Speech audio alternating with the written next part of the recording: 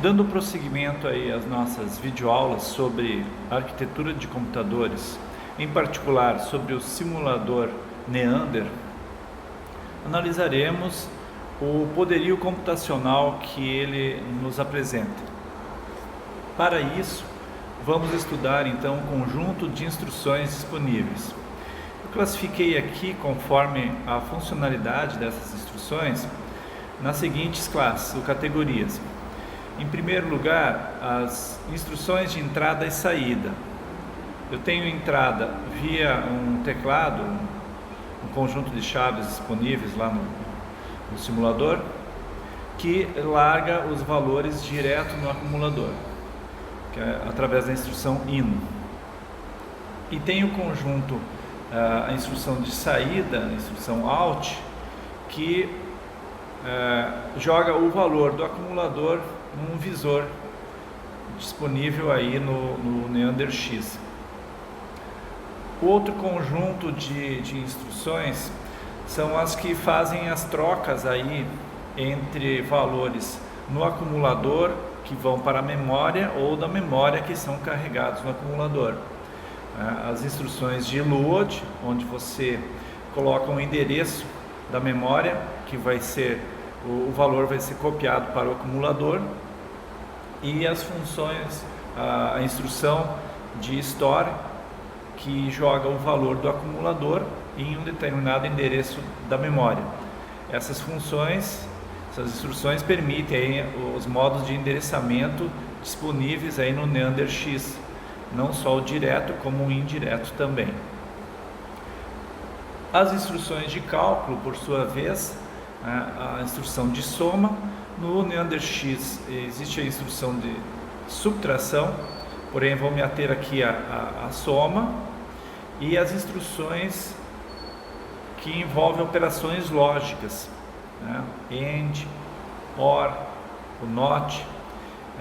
Em todas essas situações, a operação é realizada entre o valor disponível na memória, onde você, na instrução, deve dizer em que posição que ele está, e o valor que está no acumulador. Então, sempre que você for fazer um cálculo, seja ele de soma ou seja uma operação lógica, você vai jogar o valor que você está endereçando na memória com o valor que já está guardado no acumulador. Existem também as instruções de saltos. Essas são bastante importantes aí, assim como as de cálculo, porque elas nos permitem fazer a tomada de decisões dentro do programa, os desvios. Então, o primeiro tipo de salto aqui é o salto incondicional, o jump, onde você apenas diz o endereço para onde vai saltar aí a execução do programa. Existem outros 3 tipos de salto que consideram aí os valores guardados no acumulador, e eles analisam aí se o valor da última conta realizada pelo acumulador é negativo. Então o JN, por exemplo, vai ser ativado se esse valor for negativo. Você pode analisar também se o resultado do acumulador for 0 ou se ele for não 0. Então, para o JZ, o salto vai ser executado apenas se o acumulador estiver com valor 0. E o JNZ vai realizar o cálculo na situação contrária, em que o acumulador possui um valor diferente de 0. Para cada uma dessas instruções aí, você sempre precisa indicar o destino, a posição no programa onde ele deve continuar. E essa indicação aí tem que ser muito cuidadosa, Ela pode ser feita de forma direta, você colocando diretamente o valor do próximo endereço, ou de forma indireta, que é o outro modo de endereçamento, ou o mais adequado, geralmente, aí, é através da utilização de rótulo. No caso do rótulo, então, você tem uma outra instrução que vai permitir você criar o rótulo. E o rótulo vai ser utilizado aí, você deve criar um rótulo que seja um nome que seja de fácil lembrança, né, ou identificação do porquê que você está utilizando aquele salto, né? Então, se você está fazendo algum teste aí, o valor X é maior que o valor Y, então você cria lá um rótulo maior, né? Esse vai ser posteriormente, na hora da compilação, esse rótulo com esse nome maior, ele vai ser transformado no valor exato do endereço. Então esse é um trabalho que você passa pro compilador. As instruções, existe uma instrução então que permite que você crie os rótulos, né? E esses rótulos são identificadores aí que marcam a posição da próxima instrução e que são utilizados aí no caso dos saltos. E ainda uma última instrução aí que chamou a atenção, que é o carregar o load imediato, que grava diretamente o valor indicado aí no acumulador. Ou seja, se você quer gravar o valor 1 no acumulador, você dá o comando aí LDI com o número 1 em seguida, que ele vai gravar esse valor no acumulador. Lembrando que essa é uma instrução que existe apenas no Neander X. No Neander original ela não existe. Então, vistas esses conjuntos aí de instruções, eu preciso identificar aí qual é que vai ser a estratégia para eu resolver o problema, né? Então eu classifico aí as diversas categorias aí de instruções e vejam que é um conjunto bastante limitado. O conjunto de instruções disponíveis para você resolver um determinado problema é bastante limitado. Você pode caracterizar ele nesses 4 conjuntos possíveis. Então é isso que você dispõe para resolver alguma coisa no Neander. Você tem aí instruções de entrada e saída de valores pelos dispositivos, ou você pode fazer a troca de valores com posições na memória, se o teu problema já tiver com os dados disponíveis na memória. Você vai ter essas 3 instruções lógicas aí e essa uma instrução matemática aqui para fazer qualquer tipo de conta. Então sempre que envolver alguma conta, você vai ter que se resolver com essas 4 operações aqui. Não tem como você esperar alguma coisa diferente, né, propor alguma coisa diferente.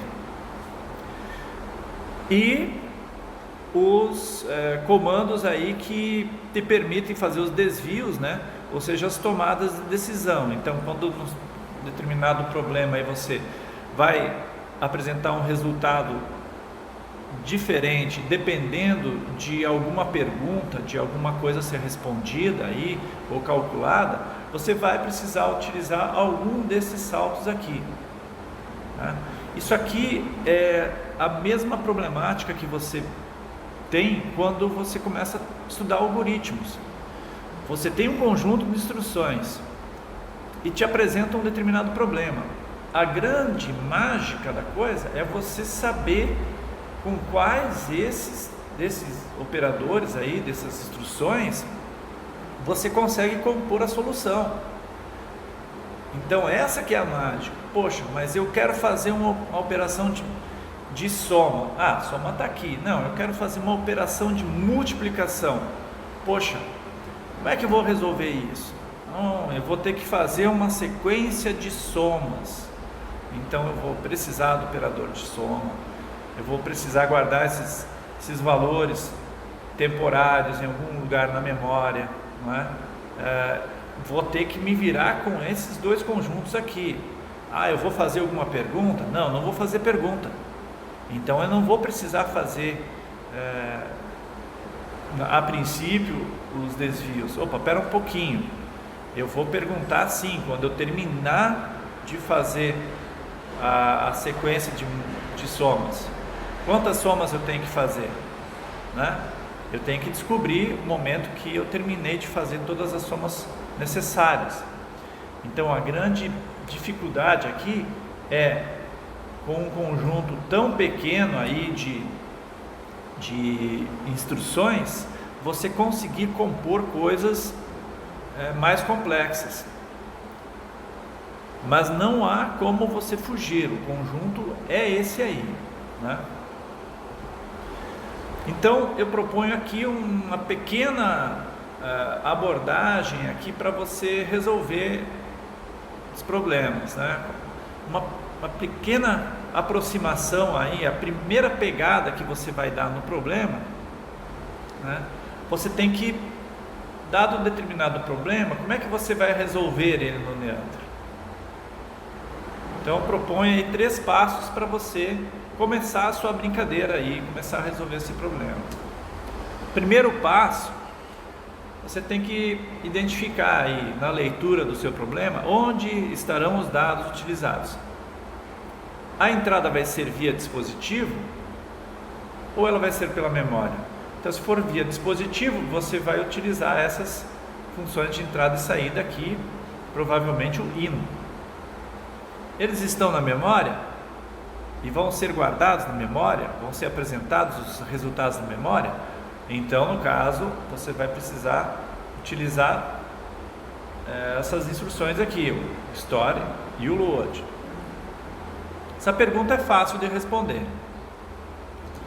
A segunda pergunta é, bom, vamos precisar ter tomado decisão? Vai ser preciso fazer alguma perguntinha aí no meio do problema para resolver ele? Caso afirmativo, poxa, então eu preciso pensar em que conta que eu vou fazer antes desse teste e quais vão ser os possíveis resultados. Então eu vou precisar fazer um salto. Que tipo de salto que eu vou fazer? Tá? Eu vou ter que escolher então o jump. Eu vou fazer para minha tomada de decisão, eu vou fazer uma conta cujo valor aí para um caso vai ser negativo, para outro caso não vai ser. Então eu vou precisar usar esse jump n, certo? Não, a conta que eu vou fazer para descobrir o que eu quero vai me dar um valor 0 ou então não vai dar valor 0.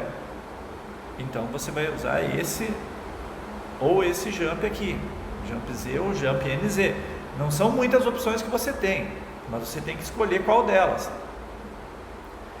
E quando você tem a necessidade de jump, você já pode estruturar o seu código, já vai rabiscando lá no editor os rótulos.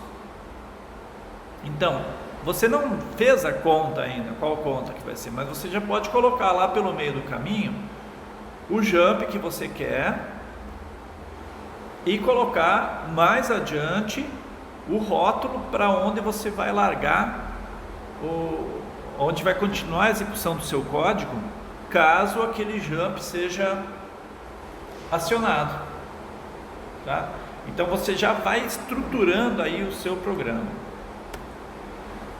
E a última e talvez a parte mais difícil aí na resolução do problema vem a ser você elaborar as contas. E aqui existem 2 situações. A conta principal, que é a que vai te dar o resultado do seu problema em questão, e também as contas intermediárias aí que realizam os testes, né? Então as contas anteriores aos jumps você tem que fazer, tem que pensar como é que elas vão acontecer. Lembra sempre que você só tem um local para realizar as contas, é o acumulador. Então é necessário que você, se tiver que fazer mais do que uma conta, utilize aí de posições de memória para guardar resultados temporários. Então isso você tem que sempre tomar o cuidado. A ordem que você for fazer as contas é importante para otimizar o seu código, mas o essencial mesmo é que você faça elas corretamente e quando terminar, se você não for utilizar naquele momento, guarda o resultado na memória. Vamos ver então um primeiro exemplo aí, só para a gente começar a entender aí um pouquinho dessa minha estratégia aí. Vamos supor que eu queira que você realize uma subtração de valores constantes da memória aí, na posição 80 menos o valor da posição 81, tá? Então, no caso lá do nosso simulador, ao traduzir os valores 80 decimal para hexa, ele vai colocar na posição, vão ser os valores hexa 50.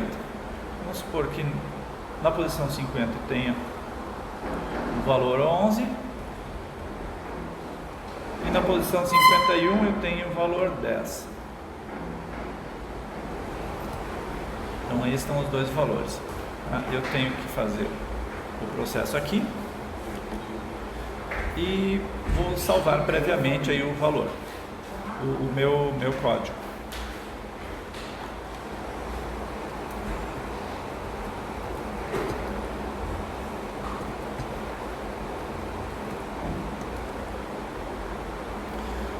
Ok, então em se tratando de valores na memória, eu não vou utilizar a entrada via teclado, eu vou utilizar essas aqui. Em algum momento eu vou ter que chamar aqui no meio do meu código,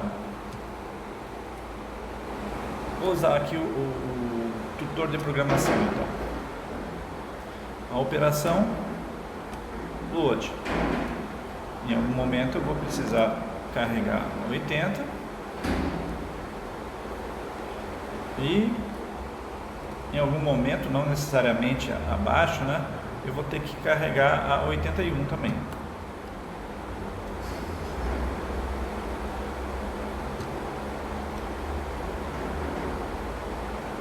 Ok?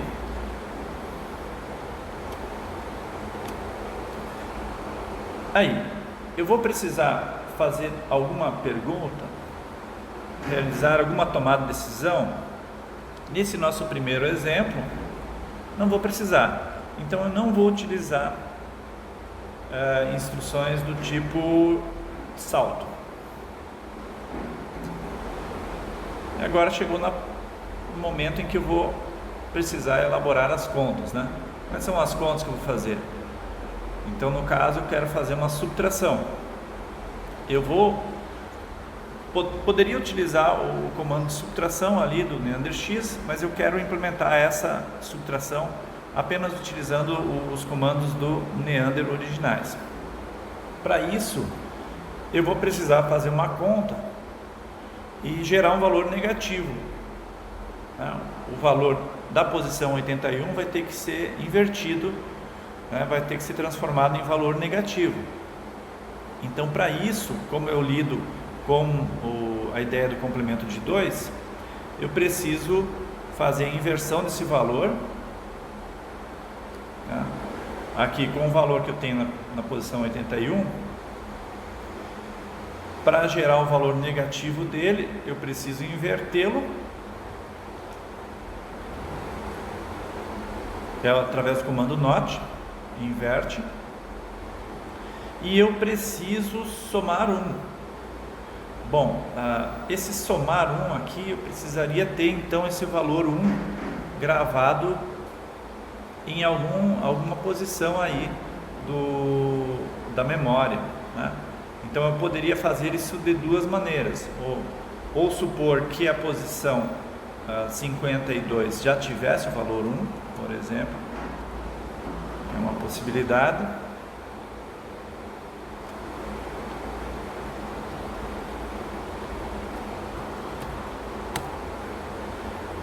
Então, nesse caso, eu iria apenas somar o valor que está na posição 81.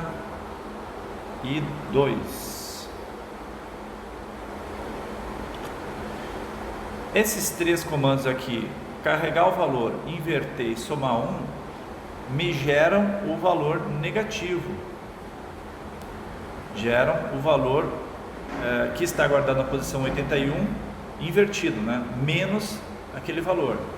Então, se eu quero fazer uma soma da posição 80 menos a 81, eu tenho que, na verdade, primeiro carregar o valor negativo no acumulador e depois, obtendo esse valor negativo, somar o outro valor.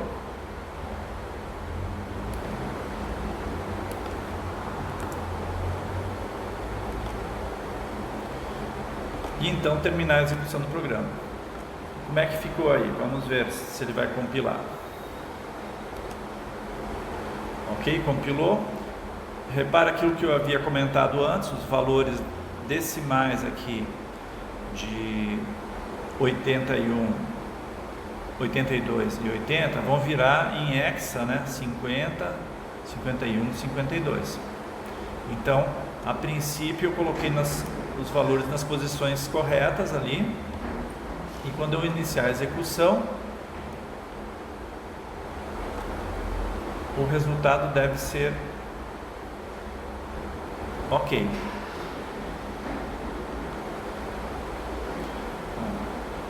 Carregou o valor no contador de programa, que era o valor no acumulador, valor 10.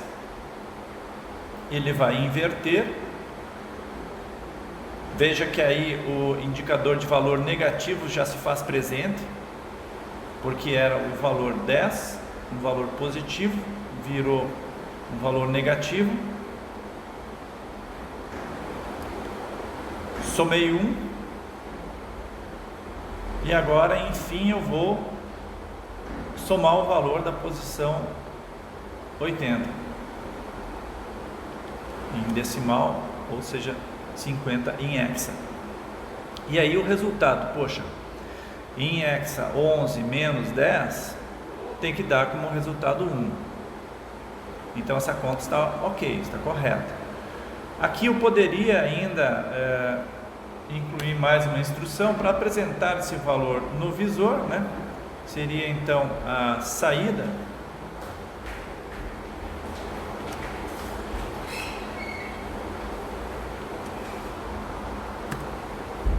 Sendo que a saída aqui só tem um operador esperando, que é a saída para o visor, que é o 0. Então aqui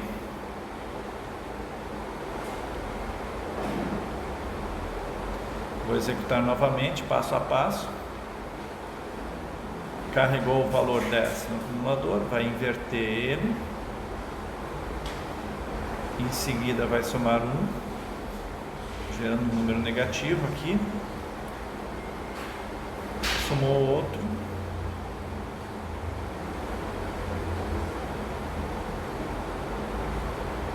Ele não mandou para o visor, não, é porque eu acabei não compilando.